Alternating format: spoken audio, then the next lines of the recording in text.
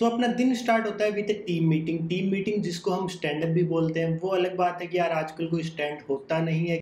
Hello everyone, this is Mandeep Singh Shekhawat और आज हम बात करने वाले हैं how does you day to day look like if you join AWS as a cloud support associate. अगर आप AWS को ज्वाइन करते हो in the role of cloud support associate तो आप क्या काम करोगे, कौन सी टेक्नोलॉजीज पे काम करोगे, कितना मज़ा आने वाला है आपको काम के अंदर, वो सारा हम डिटेल में आज डिस्कस करने वाले हैं। तो यार शुरू करते हैं।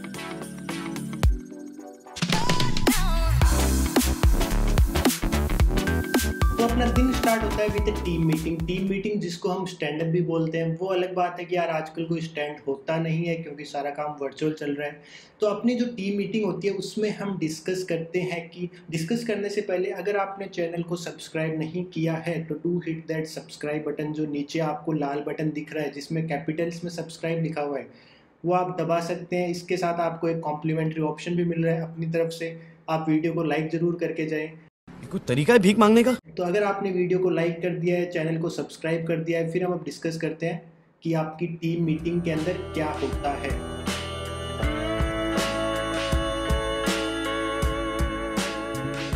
मतलब यार कोई फॉर्मल डिस्कशन नहीं होता। ऐसे समझो कि आपको अपनी कोई लर्निंग शेयर करनी है अपनी टीम के साथ, या फिर आपको कुछ कॉल आउट करना है, या फिर आप कुछ ब्लॉकर में फंसे हो, आप कुछ इशू में फंसे हो, वो आपको टीम से कुछ सजेशंस लेनी है कि मेरे को ये इशू आ रहा है। अगर किसी ने सेम फेस किया है या फिर किसी के पास कोई भी सजेशंस है वो आप ले सकते हो। अगर टीम लेवल पे कोई भी इंफॉर्मेशन शेयर होती है तो वो इस टीम मीटिंग में हो सकती है, क्योंकि यहाँ पे सारे टीम के मेंबर्स रहते हैं तो it's easier to communicate with complete team. तो ये मतलब बेसिक अपनी टीम मीटिंग रहती है जो काफ़ी एक इनफॉर्मल डिस्कशन रहता है एक तरीके से। ये मैक्स मतलब वेरी करता है वैसे टीम टू टीम, पर 30 मिनट की भी हो सकती है और कई बार ऐसे होता है कि यार 10 मिनट में आपकी मीटिंग कंप्लीट हो गई। तो एक बार आपकी स्टैंड अप मीटिंग कंप्लीट हो जाती है फिर आपका स्टार्ट होता है कि आप काम किसके ऊपर आज करने वाले हो। अब जब मैं ये बोलता हूँ कि आप काम क्या करोगे या फिर आप किस टेक्नोलॉजी पे काम करोगे, दिस टोटली डिपेंड्स कि आप किस टीम के पार्ट हो। तो AWS में यार काफ़ी सारी टीम्स है, जैसे AWS बिग डेटा है, लाइनक्स टीम है, नेटवर्किंग टीम है, स्टोरेज टीम है, डेटाबेसेस टीम है, I was part of big data team. तो ऐसी काफ़ी सारी टीम्स है जिनके ऊपर डिपेंड करता है कि आप कौन सी सर्विसेज पे स्पेसिफिकली काम करोगे। अगर आपने AWS के क्लाउड प्रोडक्ट्स एक्सप्लोर किए हैं तो जैसे उन प्रोडक्ट्स का डिवीज़न उसके कुछ सिमिलर ही आपकी टीम्स का डिवीजन भी है। तो जिस भी टीम का आप पार्ट रहते हैं उसी के रिलेटेड आप सर्विसेज पे काम करोगे।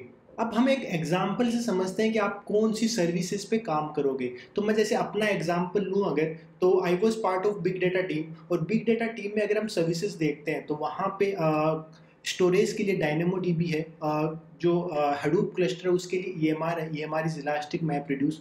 फिर उसके अलावा AWS ग्लू है, AWS अथीना है, मशीन लर्निंग के लिए सेजमेकर है। तो ऐसे ये काफ़ी सारी सर्विसेज है जो पार्ट है बिग डेटा टीम के। अब आप ऐसा नहीं है कि यार जो सारी सर्विसेज आप सारी सर्विसेज पे एक साथ काम करोगे, वो पॉसिबल भी नहीं रहता, वो फिजिबल भी नहीं रहता, और उससे इतना प्रोडक्टिव नहीं आता कि आप सारी सर्विसेज पे एक साथ काम करते हो।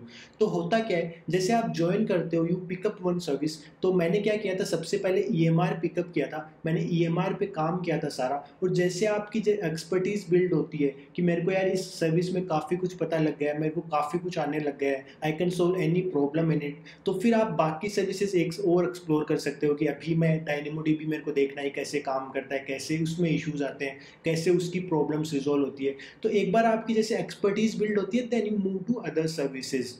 अब ये इतना जो मैंने आपका बताया इसका मेन मोटिवेशन ये था कि आपको पता लगे कि सबका काम सेम नहीं होता, काम वेरी करेगा जिस टीम के आप पार्ट हो, जिस सर्विसेज पे आप काम कर रहे हो।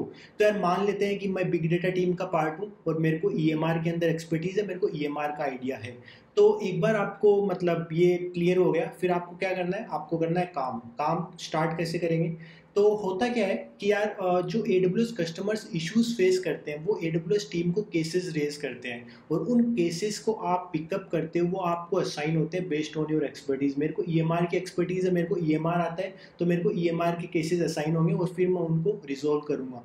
अब केसेस के अंदर हो क्या सकता है, केस जो होता है वो बेसिकली आपकी एक टिकट है। तो उसके अंदर होता क्या है, तो जैसे आप स्टेक ओवरफ्लो पे क्वेश्चन पूछते हो वैसे यहाँ पे क्वेश्चन रहेगा। स्टेक ओवरफ्लो पे गारंटी नहीं कि आपको आंसर मिलेगा, AWS के अंदर गारंटी है कि जो आपको प्रॉब्लम मतलब आप फेस कर रहे हो उसका सॉल्यूशन आपको मिल जाएगा।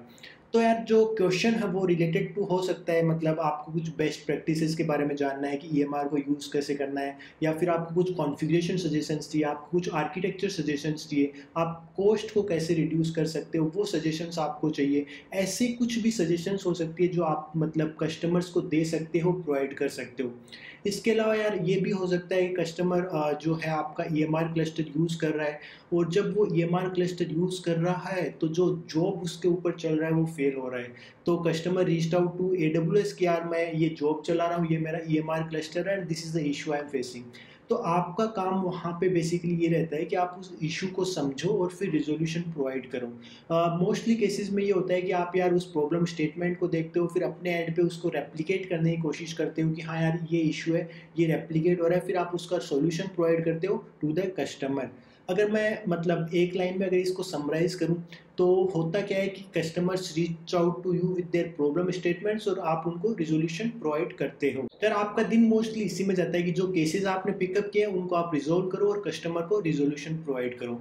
अब ये तो मोस्टली आपका इन जनरल है। इसके अलावा कुछ ऐसा भी हो सकता है कि यार मतलब जैसे आप कुछ ट्रेनिंग सेशंस ले रहे हो या फिर आप ट्रेनिंग्स दे रहे हो दूसरे लोगों को। इसके अलावा अगर आप मेंटर हो तो आपको मेंटरिंग करनी रहेगी। तो आप जो नया मतलब ग्रेजुएट्स किसी ने जो ज्वाइन किया है एडब्ल्यूएस को, तो आप उसको मेंटर कर रहे हो to onboard to Amazon tools, to onboard to Amazon services, तो वो एक रह सकता है। इसके अलावा ये भी हो सकता है कि आप नॉलेज आर्टिकल्स लिख रहे हो, तो आपने यार कुछ ये आर्टिकल्स देखे होंगे एडब्ल्यूएस प्रोडक्ट रिलेटेड, तो वो आर्टिकल्स अगर इंटरनल है तो वो आपको दिखेंगे नहीं, पर कुछ एक्सटर्नल फेसिंग आर्टिकल्स भी रहते हैं, तो वो भी क्लाउड सपोर्ट एसोसिएट या फिर क्लाउड सपोर्ट इंजीनियर ही लिखता है। तो हेल्प मतलब कुछ ऐसी होती है कि यार जनरल प्रॉब्लम्स है, तो कस्टमर्स एडब्ल्यूएस को रीच आउट करने के बजाय वो आर्टिकल्स डायरेक्ट देख सकते हैं ताकि उनके इश्यूज रिजॉल्व हो जाएं। अब मैं ये मान के चल रहा हूँ कि आपको समझ में आ गया होगा कि अगर आप क्लाउड सपोर्ट एसोसिएट रोल में ज्वाइन करते हो टू एडब्ल्यूएस तो आपका काम कैसे रहने वाला है, आपका डे टू डे कैसे रहेगा। अब यार कुछ बातें और मैं आपको बताना चाहूँगा, वो डायरेक्टली डे टू डे से रिलेटेड नहीं है, but I think they should be helpful अगर आप इस रोल में जा रहे हो। तो एक तो ये कि जब हम बात करते हैं कि यार कस्टमर्स कौन से कस्टमर्स, यार कस्टमर कोई भी हो सकता है जो एडब्ल्यूएस सर्विसेज यूज़ कर रहा है और उसको जो इश्यूज़ आ रहा है और वो फिर प्रीमियम सपोर्ट को रीच आउट कर रहा है विद देयर इश्यूज़, तो वो आपका कस्टमर हो सकता है। कस्टमर आपका छोटे से स्टार्टअप से लेके मीडियम स्टार्टअप से लेके बिग एंटरप्राइज हो सकता है, जैसे बिग बास्केट है, स्टार्टअप है। बिग एंटरप्राइज के हम एग्जाम्पल है जैसे नेटफ्लिक्स है। तो काफ़ी सारे ऑर्गेनाइजेशंस है जो एडब्ल्यूएस को यूज़ करते हैं as a cloud provider, and if they face any issues they reach out to AWS premium support to get an resolution.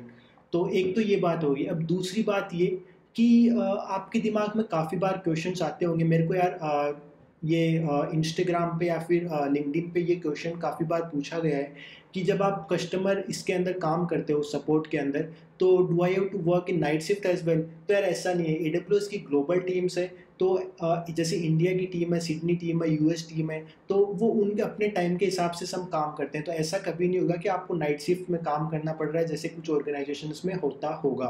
तो यार आज के लिए फिर इतना ही, हम मिलेंगे अपने नेक्स्ट वीडियो में, तब तक के लिए stay safe, tata bye bye.